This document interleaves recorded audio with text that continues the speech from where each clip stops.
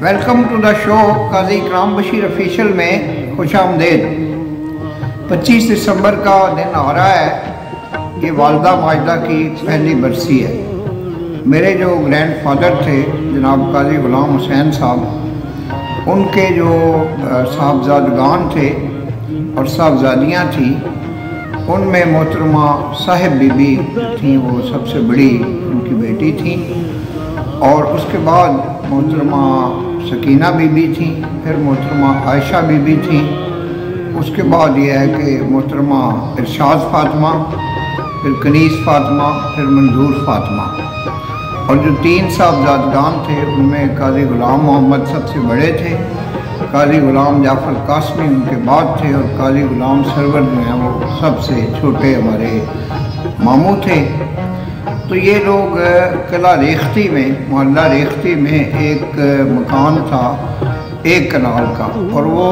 پرانے دور کی وہ جو ہے تقریباً 200 سال پہلے کی عمارت تھی، جو کہ مغلی عہد کی عمارت تھی۔ تو بعد ازاں جب یہ سارے معاملات آگے بڑھے ہیں تو قاضی غلام محمد صاحب نے تو ایک جو حصہ تھا اس مکان کا وہ مسز آصف قاضی کو دے دیا جو میری بھابھی تھی، اور ایک حصہ جو ہے وہ قاضی غلام جعفر قاسمی کے پاس رہا، جو اب ان کے جو صاحبزادگان ہیں اور جو قاسمی صاحب کی آگے جو فیملی ہے ان کے پاس ہے، اور ایک حصہ قاضی غلام سرور کو دے دیا۔ تو اس میں جو ان کی 5-6 کے قریب جو بیٹیاں تھیں، صاحبزادیاں تھیں، ان کو نہ صرف یہ کہ اس مکان میں کوئی حصہ نہیں ملا، بلکہ کسی قسم کی جو گرینڈ فادر کی پراپرٹی تھی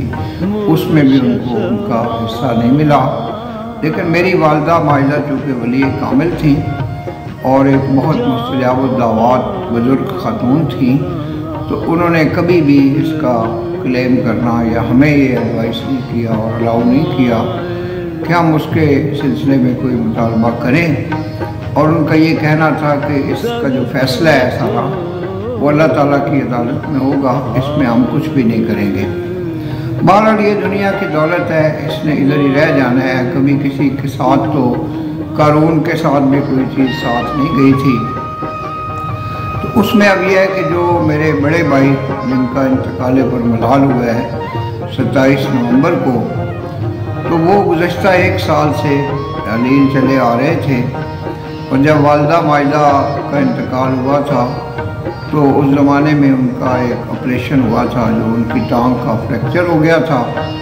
اس وجہ سے وہ اس موقع پہ نہیں پہنچ سکے تھے۔ لیکن اب ان کا جو مزار ہے وہ چنیوٹ میں ہے، والدہ ماجدہ کے مزار کے قریب ہی ان کے قدموں والی سائٹ پر ہے۔ تو میں انشاءاللہ 25 دسمبر کو میرا ارادہ ہے چنیوٹ جانے کا۔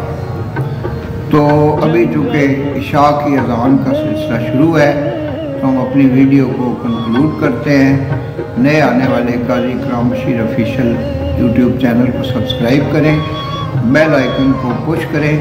قاضی اکرام بشیر آفیشیل جو فیس بک اکاؤنٹ ہے اس پہ بھی آپ ایڈ ہو سکتے ہیں۔ وما علینا الا البلاغ المبین۔ پاکستان زندہ باد۔